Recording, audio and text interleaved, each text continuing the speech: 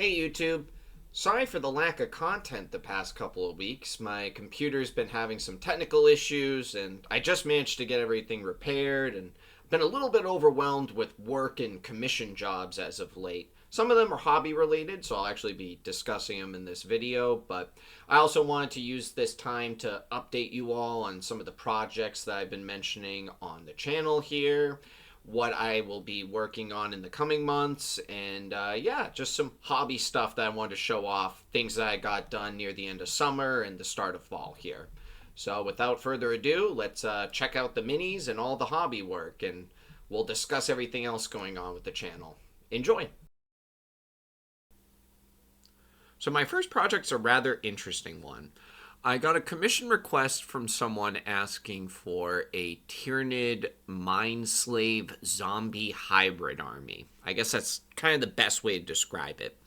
There was a white dwarf a long time ago that came out, and someone was showcasing their Tyranid mind slave zombie army basically in it. It had literal zombies in it that had been dominated by whatever kind of parasite had infected them, and they were basically controlled by the hive mind.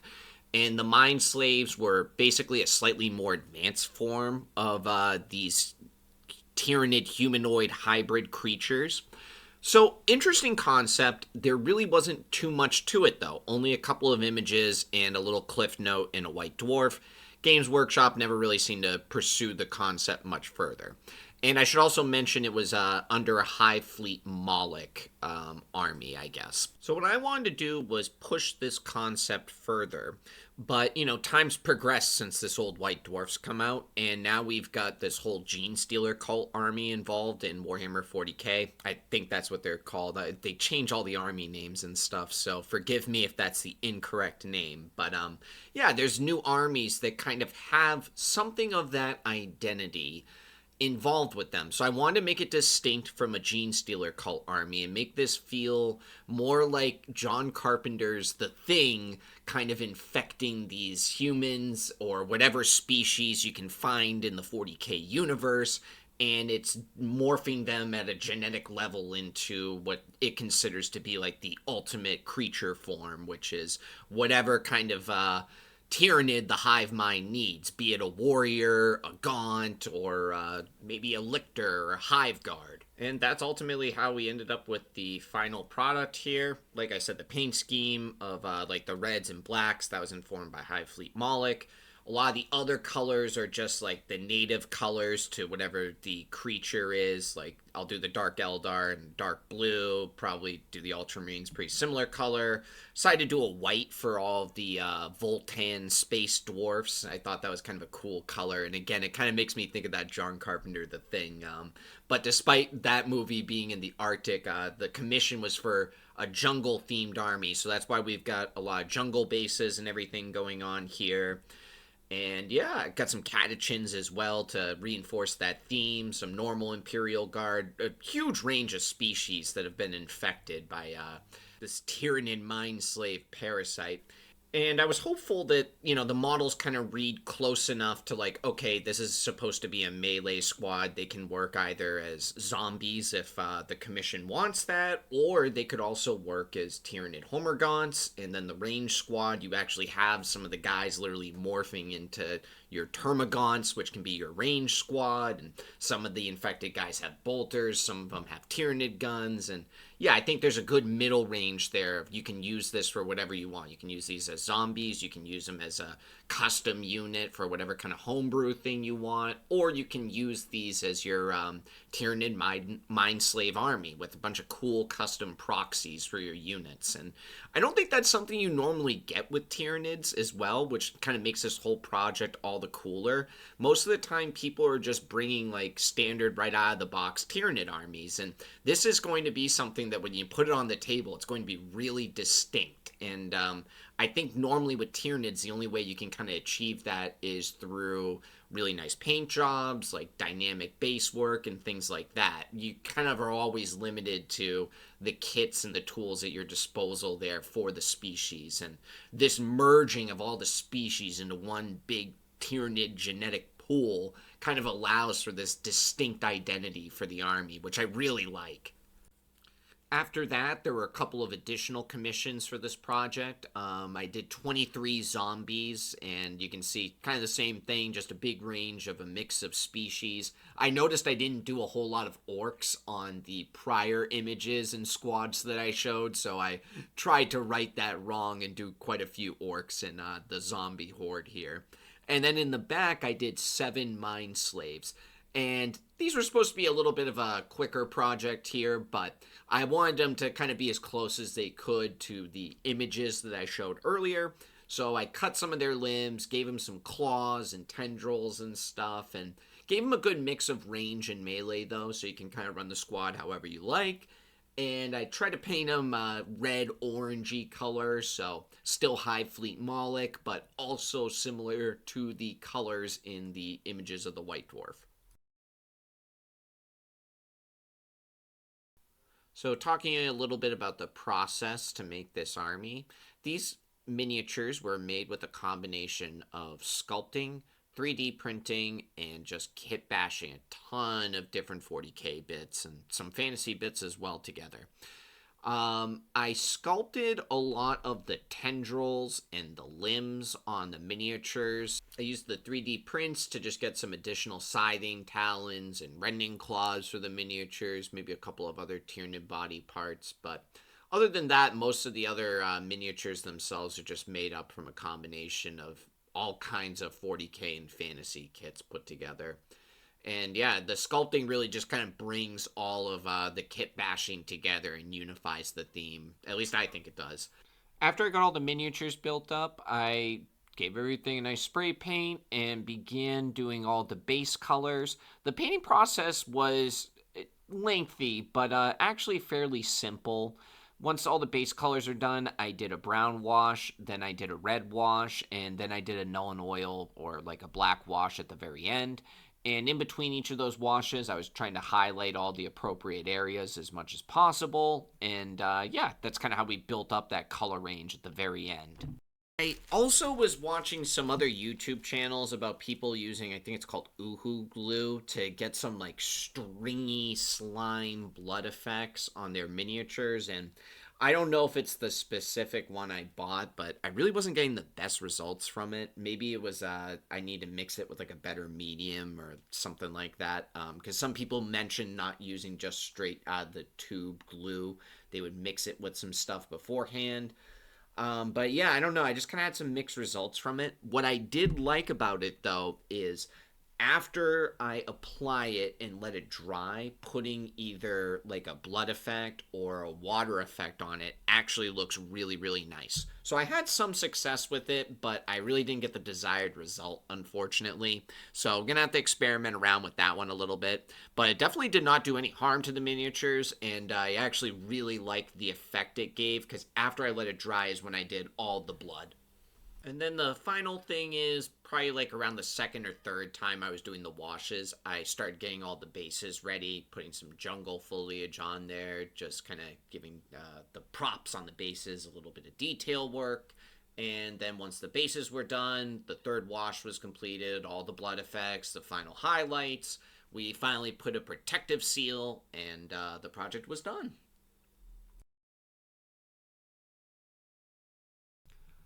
So the next big project that we were working on was finishing up the Dwarf Pirate Slayer army that I've featured on the channel here a few times now.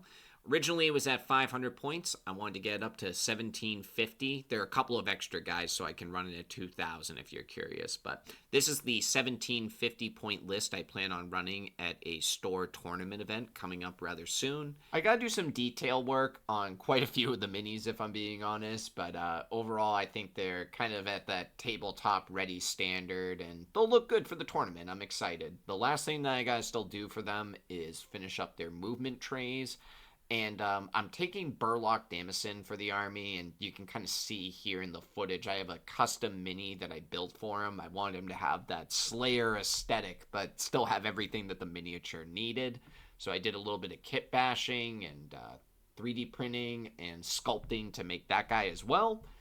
But I don't know. I have kind of some mixed feelings about him. I think he's grown on me the longer I've had him, but I might try to give one more quick attempt at making a new version of that miniature. So don't be surprised if you see that in some later footage. But yep, this is my 1750 Dwarf Pirate Slayer list.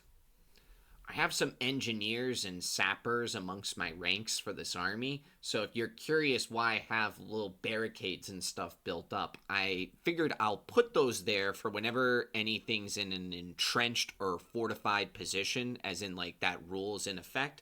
Those will be there as visual reminders for me and my opponent to let them know, like, hey, these guys have 360 cover right now, and yeah, they count as defending a low linear obstacle. If I have time, I might even do some little like spike trap landmine things to mark out the borders of the dangerous terrain effect that the sapper gives. I thought that would be kind of cool. Also did a lot of rune tattoos on the dwarves here. I figured, they're Slayer pirates. Obviously, they're going to be branded with all kinds of cool tattoos. Yeah, so you can kind of see I actually did like the ones in the book, and I tried to do runes that made sense for whatever the item or character was that had it. Like the cans are going to have runes of fire or rune of accuracy type things, and then my Slayer Doomseeker is going to have like all the tattoos for his kills that he's gotten. He's got like Dragon Slayer, Demon Slayer, etc., Troll Killer. You get what I'm saying. And yeah, that was a fun little process. Even my ogre's got some inscribed runes on his armor. You can tell these dwarves like him because they gave him like a little ogre bodyguard rune on his shoulder pad there to signify he's part of the crew. And I'll mention that really quick. That's actually going to be one of my unit fillers. He counts as 4 dwarven handgunners. I think that's a pretty cool unit filler to have, like an ogre-led belcher like that. And obviously, I'm sure some of you recognize that miniature. That is indeed the pirate man-eater guy. And I did a little bit of kit bashing and sculpting to turn him into the miniature that you see here.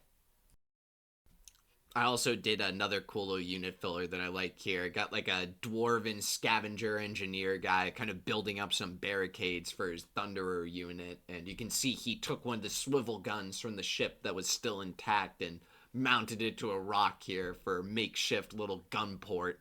He's got a musket as well, kind of to the side, which he could use for some quick shots. Kind of think that's a cool unit filler as well, very in theme for everything going on with this army. So I like that one.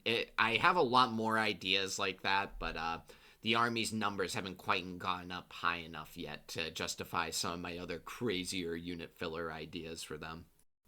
But that'll be a project for another time. For now, I'm quite happy with where this army's at. Like I said earlier, might get another Burlock Damison miniature done for them and rebase another one of my old Slayers for this army, but really not much else that I need to get done for the time being. Quite happy with where the army's at now, and we'll have to see how they do in the tournament.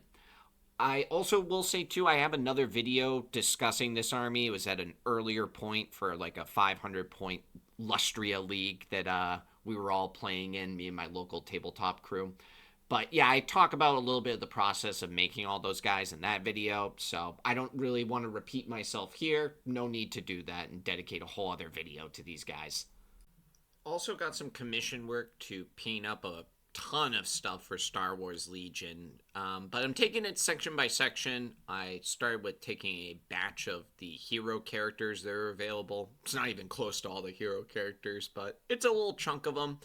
I start with some simple ones, IG-88, IG-11, not too much in terms of color scheme involved with those guys. I actually like to add like a little bit of green to like the scopes and some of the buttons on their weapons, but yeah, pretty basic.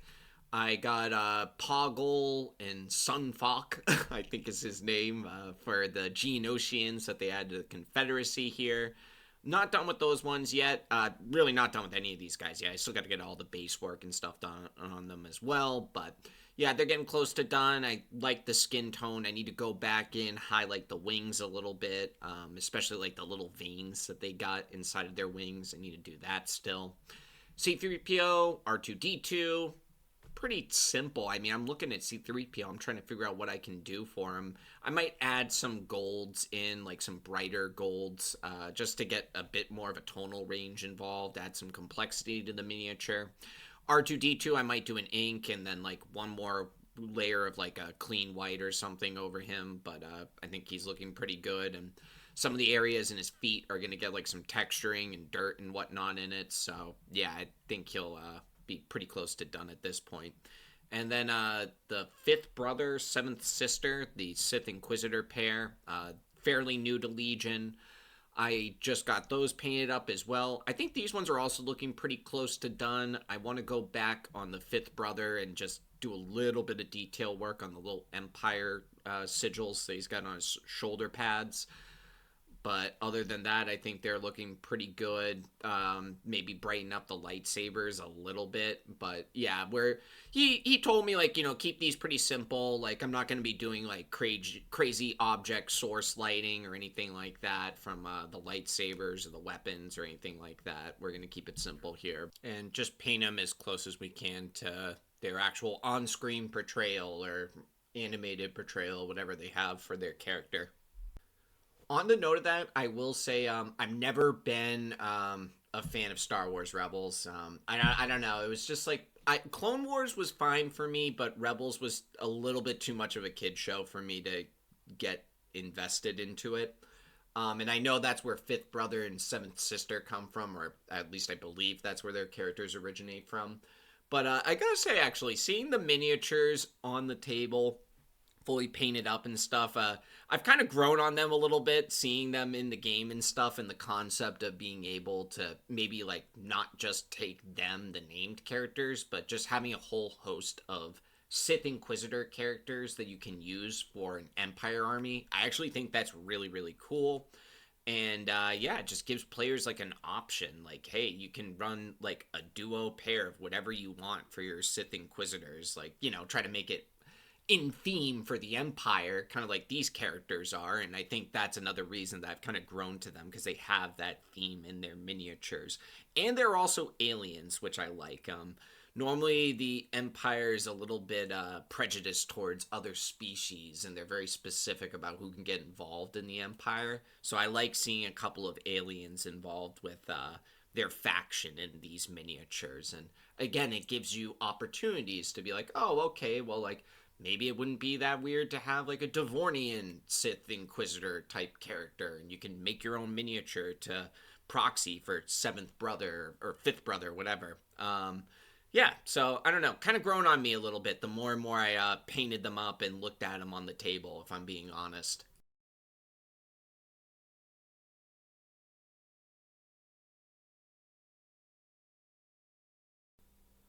My final big project for the end of summer, start of fall here was finishing up another one of those World of Warcraft character display pieces. This one is a orc shaman, and he's supposed to be wandering through Wailing Caverns, if you're familiar with the dungeon. Some cool ideas that we got on the miniature here. You can see he's conjuring up some kind of chain lightning bolt in his little palm there. He's also got some little satchels of supplies, a potion or two as well for the adventure ahead. You can see the base has got all kinds of little snakes and raptor eggs and plants and foliage about it, as well as some water with a snake going through the water as well. I think that all looks pretty cool. And yeah, I wrote the character's name out in a kind of World of Warcraft font style and coloring, all 360 around the base here. And yeah, I think it's a pretty lovely piece. These characters are only getting cooler and cooler the more we work on them, so I can't wait to see where they're at a couple of years from now if I continue my steady rate of production of these things.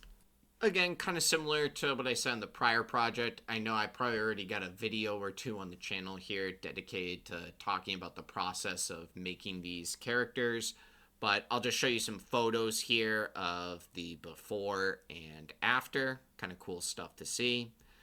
And yeah, again, really happy with this project. I actually just have to finish up pinning the bottom of it. It was a request from the person that wanted the character, and yeah, I just got some putty and glue and whatnot drying on the base there. As you can see, I'm actually doing that right now today. So just need to let that all dry up, then clean up the edges of it, do a little bit of texturing and stuff, and then everything can get slotted in and it should look great.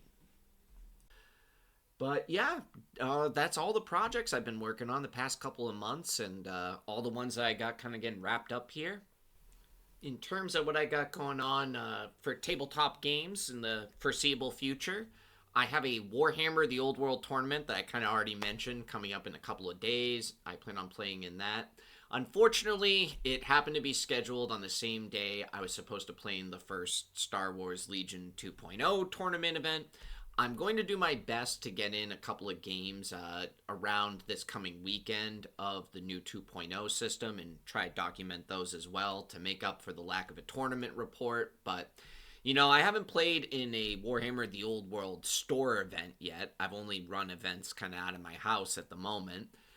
So I really want to try that experience out, get to play against a bunch of new faces and see how that goes, as well as I think I got a couple of my buddies they're kind of part of my local tabletop crew playing in the event as well. So it'll be good to see all of them there, and they'll probably enjoy playing against some new people as well.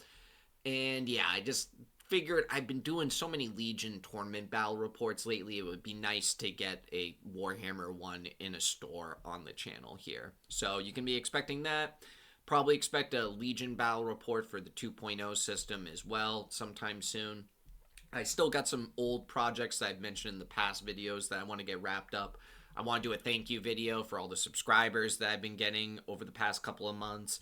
I want to do a little celebration video for that, and the fact that the channel has pretty much been around for, I've been doing it for a year now, so that's pretty awesome. Maybe do something to commemorate that. I also really want to try to get a Franken-Orc video out. I did that last year for Halloween, and it's kind of something that we always do amongst my tabletop community. So I'd like to get some rules and scenarios out for Warhammer The Old World running Franken-Orc. And yeah, I got like a tournament thing that I got to wrap up from earlier for our Lustria videos and like a couple of other things that I mentioned. So quite a bit to do for YouTube here, and I'm going to do my best to chop away at all of that stuff on the list. But hopefully you've enjoyed this video, seeing all the projects and stuff that I've been working on, and you'll be looking forward to hearing about those tournaments and tabletop games that I got planned out. I'll also mention too, I've been playing a ton of bolt action with my buddy lately. He just got a German force, kind of expanded it up to a proper 800-point army. It's fully mechanized with tanks and trucks to blitzkrieg across the battlefield and rush you down in the first turn or two. And I gotta kind of respond to that and build up my British list. So that might be something that I will be working on as well in a couple of months. I know Bolt Action also just got a new rule book, and I gotta try that out at some point, even though I'm like just figuring out how to play the prior system. So that'll be a whole process. And yeah, I just wanted to mention that as well near the end here. I haven't forgotten about that game. That is something I will be playing a bit more of, and I'm looking forward to. Like I said, already played like 3 or 4 games actually over the past couple of weeks with a buddy of mine. So, yep, we'll see if we got more battle reports for that coming as well. And that's going to be it. Have a great day, folks. Hope you enjoy the video, and keep an eye out for all that other content coming soon. Bye-bye.